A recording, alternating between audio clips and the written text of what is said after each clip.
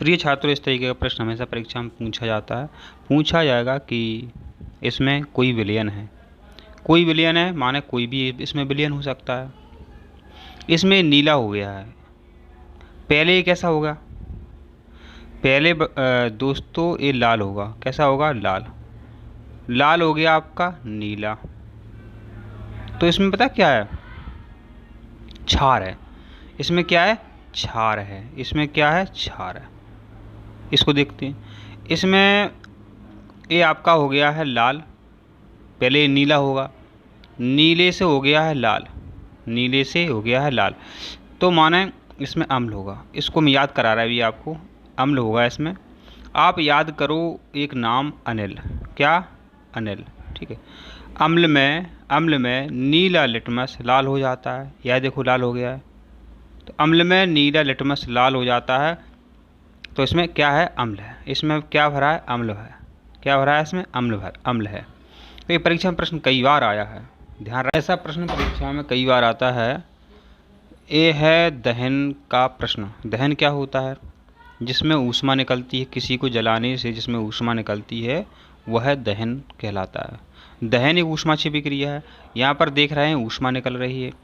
तो दहन में किसी भी प्रकार का बल काम नहीं करता है। तो परीक्षा में प्रश्न पूछा जाता है कि ये बताइए कि किस में बल लगेगा, किस में बल नहीं लगेगा। आप कोई वस्तु सरकाते हैं तो उसमें बल लगता है, तो इसमें दहन में किसी पदार्थ के जलने में बल की आवश्यकता नहीं होती है। ऐसा भी प्रश्न परीक्षा में कई बार आया है। यहाँ पर आपको दिख रहा है कि ये बैक्टीरिया वाला या वायरस वाला दूषित पानी पी रहे हैं। क्या पी रहे हैं? ये दूषित पानी देखो यहाँ पर पी रहे हैं। दूषित पानी पीने से उल्टी हो रही है, माने इनको हो गया है हैज़ा। इनको क्या हो गया? इनको हो गया है हैज़ा। तो हैज़ा बीमारी जो है दूषित पानी पीने से होती है, और पीलिया बीमारी भी दूषित पानी पीने से होती है। तो ये आपको ध्यान रखना है।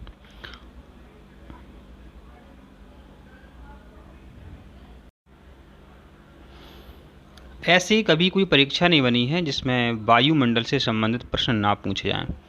वायुमंडल माने वायु का आवरण वायुमंडल कहलाता है, और जिसमें सबसे ज़्यादा जो गैस होती है वो होती है नाइट्रोजन, 78% होती है। उसके बाद ऑक्सीजन 21% होती है, फिर आर्गन होती है। तो ये परीक्षा में प्रश्न आता है, जैसे आपके सामने अभी चार्ट दिख रहा है, इसको पाई चार्ट बोलते हैं। तो सबसे ज़्यादा कौन सी गैस है? नाइट्रोजन है, 78% है। तो इस तरीके से चार्ट भी बना सकते हैं। तो सबसे ज़्यादा घेरे में जो गैस दिख रही है नाइट्रोजन, वो 78% है, और फिर उसके बाद 20%। तो इस तरीके से भी परीक्षा में प्रश्न आपका रीजनिंग में पूछा जाता है। बहुलक आदि से आपके बहुत सारे प्रश्न बनते हैं। बहुलक क्या होते हैं? एकलक मिलते हैं तो बहुलक बनते हैं। बहुलक कई प्रकार के होते हैं, जैसे आपका पॉलीथीन है, पॉलीएस्टर है, बेकेलाइट है।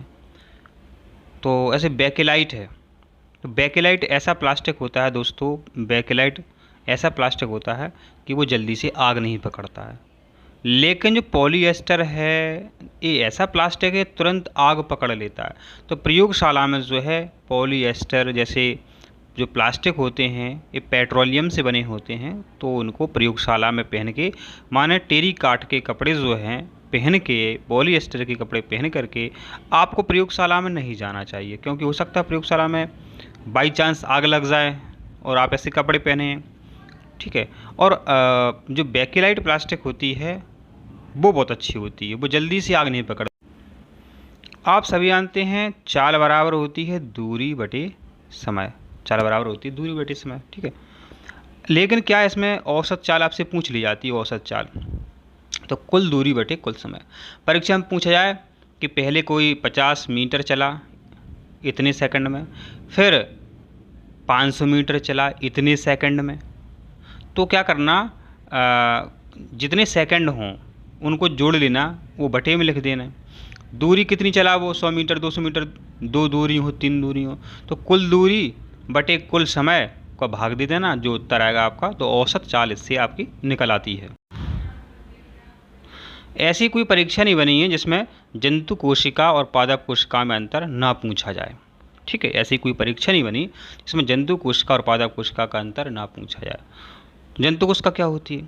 जंतु कोशिका में क्या कोशिका भित्ति नहीं होती है, ध्यान दें, जंतु कोशिका में कोशिका भित्ति नहीं होती है, जबकि पादप कोशिकाएं जो होती हैं उनमें कोशिका भित्ति होती है। काय की बनी होती है वो? सेल्यूलोज की।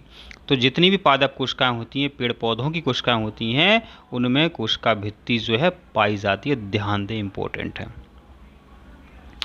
इसके अलावा बच्चों अक्सर में देखो होता क्या है, इस तरीके से बताने की कोशिश कर रहा है, ये हम कोशिका बना रहा है, इसके आसपास एक जो हमने एक घेरा और बना दिया, ये होती है कोशिका भित्ति, अंदर की होती है कोशिका झिल्ली। क्या होती है? कोशिका झिल्ली। ये भी प्रश्न आता है, ये कोशिका झिल्ली क्या करती है? बाहर से आने वाले पदार्थों और कोशिका से बाहर जाने वाले पदार्थों पर नियंत्रण करती है कि भाई साहब तुम नहीं जा सकते हो और तुम नहीं आ सकते हो। ऐसा कौन कहती है? ये कोशिका झिल्ली। ये जो है ये कोशिका झिल्ली कहती है कि तुम आ सकते हो, तुम नहीं आ सकते हो, तुम जा नहीं सकते हो। माने जो कोशिका झिल्ली है, कोशिका के बाहर और अंदर आने वाले पदार्थों पर नियंत्रण करती है। कौन? ये अंदर वाली कोशिका झिल्ली। और ये बता दिया हम लोग कि जो बाहर की जो आपको झिल्ली दिख रही है जी, ये वास्तव में झिल्ली है, इसको ये पौधों में होती है एक्स्ट्रा, ठीक है। तो ऐसे देखा जाए तो ये हमने बना दी जंतुओं की कोशिका, ये हमने बनाया जंतुओं की कोशिका। अगर हम जैसे ही इसमें एक घेरा और बनाते हैं तो ये आपकी बन जाती है पौधों की कोशिका। तो जो दो आवरण होते हैं, बाहर का जो आवरण है इसको कोशिका भित्ति बोला गया, और यह सिर्फ पेड़ पौधों में होती है। तो ये भी पूछा जाएगा कि कोशिका भित्ति किस में होती है? पादपों में होती है, पेड़ पौधों में होती है। कोशिका भित्ति किस में नहीं होती है? जंतु कोशिका में नहीं होती है। आपको यहाँ पर 2-3 बातें और याद रखनी है कोशिकाओं से संबंधित। अपना जो जीवन है एक कोशिका से स्टार्ट हुआ है, एक कोशिका से अपन बने हैं, उसको जाइगोट बोलते हैं। ये भी आपको यहाँ पर ध्यान रखना है। और पेड़ जो पौधे होते हैं, जो पादप होते हैं, उनमें जो फल बनता है वो अंडाशय से बनता है। फल बनता है अंडाशय से और बीज बनते हैं बीजांड से। अंडाशय से फल, बीजांड से बीज बनते हैं। ये परीक्षा में कई बार आया है, ध्यान रखें, वेरी इंपॉर्टेंट है। और जंतु कोशिका, पादप कोशिका, तो ये हमेशा अंतर 3 नंबर में भी पूछा जाता है। और पहला पॉइंट तो बहुत ही इंपॉर्टेंट है, जंतु कोशिका में कोशिका भित्ति नहीं होती है, पादपों में कोशिका भित्ति होती है। तो ये बहुत बहुत इंपॉर्टेंट है। और कोशिका भित्ति पादपों में किससे बनी होती है? सेल्यूलोज से बनी होती है। तो ये आप थोड़ा सा ध्यान रखें। और इसी तरह वीडियो देखने के लिए चैनल को आप सब्सक्राइब जरूर करें। और परीक्षा में ये भी पूछा गया है कई बार कि ग्रीन हाउस प्रभाव किसे कहते हैं? तो कार्बन डाइऑक्साइड के कारण गर्मी उत्पन्न होना, कार्बन डाइऑक्साइड के कारण गर्मी उत्पन्न होना ग्रीन हाउस प्रभाव कहलाता है। ये भी परीक्षा में कई बार प्रश्न आता है। कोशिका की खोज किसने की थी? रॉबर्ट हुक ने की थी। ये भी कई बार परीक्षा में प्रश्न आता है। तो ये आप जरूर ध्यान रखें, इनसे ही परीक्षा में आपके प्रश्न आएंगे। आप जब पेपर दे करके अपने नंबर चेक करेंगे तो आपको पेपर में बहुत हेल्प मिलेगी। तो इम्पोर्टेंट क्वेश्चन थे, आशा करते हैं आपको जानकारी समझ में आई है। वीडियो देखने के लिए, चैनल सब्सक्राइब करने के लिए आपको बहुत बहुत धन्यवाद।